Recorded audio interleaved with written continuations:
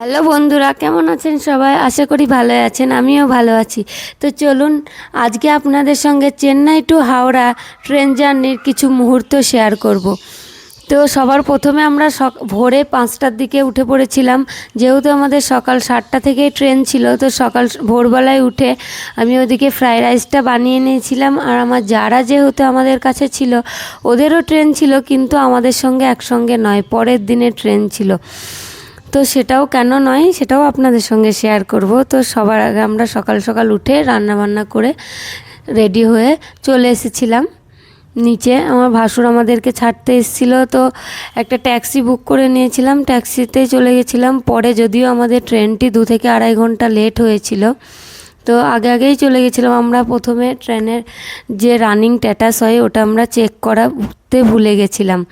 তো এখানে 2 ঘন্টা আড়াই ঘন্টা তো এক জায়গায় বসে থাকা গরমে তো অসম্ভব হয়ে যাচ্ছিল, তাই হাজব্যান্ড একটা লাউঞ্জ বুক করে নিয়েছিল 2 ঘন্টার জন্য, সেখানে আমরা বসেছিলাম।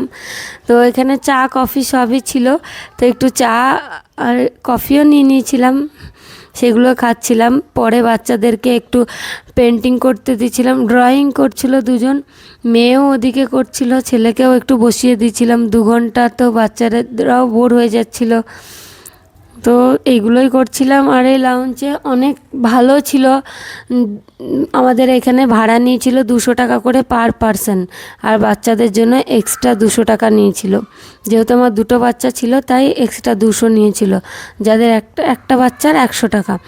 তো পরে আমাদের আরও আধা ঘন্টা ট্রেন লেট ছিল, তাই হাজব্যান্ড একটু মাসাজ করাতে চলে গেছিলো। তো এই লাউঞ্জটাতেই আমরা ছিলাম।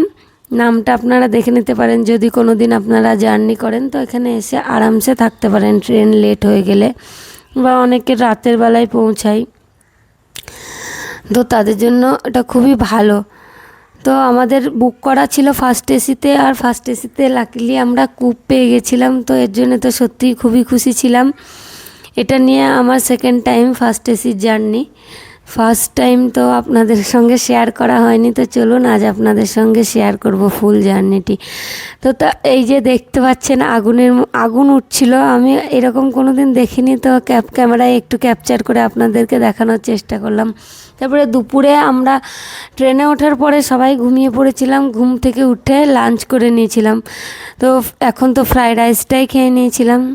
বিকেলের দিকে বাচ্চাদেরকে একটু ফ্রুটস দিয়ে দিয়েছিলাম, সেটা থেকেই আমার মেয়ে এই ফ্লাওয়ারের মতো এটা বানিয়েছিল, তাই এটাও আপনাদের সঙ্গে একটু শেয়ার করে দিলাম।